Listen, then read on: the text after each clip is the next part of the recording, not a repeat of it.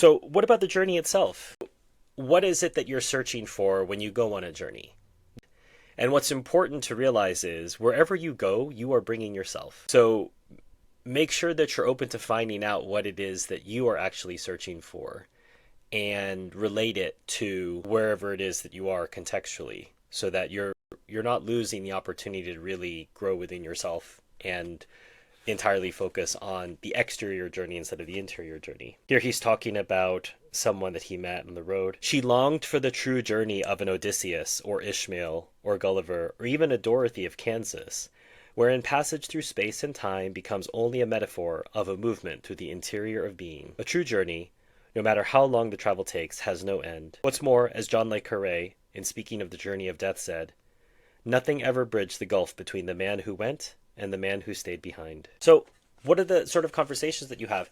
And this is going to vary by culture and by personality. If you're the sort of person who can strike up a conversation with a local, with a stranger, in whatever context you might find, I think you're always going to feel enriched. You're going to feel like you've learned something more. It doesn't mean that that person is going to cover everything you could possibly know, or even that they're going to give you what it was that you were hoping to find out. Sometimes you start a conversation with one intention and it ends up going a different way. And you really have to figure out whether you're even able to have that conversation because sometimes it doesn't make sense to you. When I ran out of questions, the exchange was over.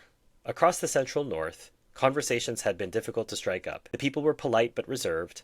Often they seemed afraid of appearing too inquisitive, while at other times they were simply too taciturn to exchange the banalities and cliches necessary to find a base for conversation. So you're not always able to make it happen. The idea of industrialization, and even here in 1983, the sense is industrialization is always going to change dramatically the life that we're used to. And here, this particular woman is talking about the way that they're dragging a particular body of water for oysters. She took a yardstick and broom, crossed them like scissors to show how hand tongs work. They look like 20-foot rakes linked at the center, but it takes the back of Quasimodo to nipper up oysters. Now they have patent tongs, power machines that scoop up the bottom, 10 times as many tongers as dredgers today. She stopped again. Am I a reactionary? Heat Moon answers, I don't know. So I think that's worth pondering. What is the price that we pay for convenience or for industrialization?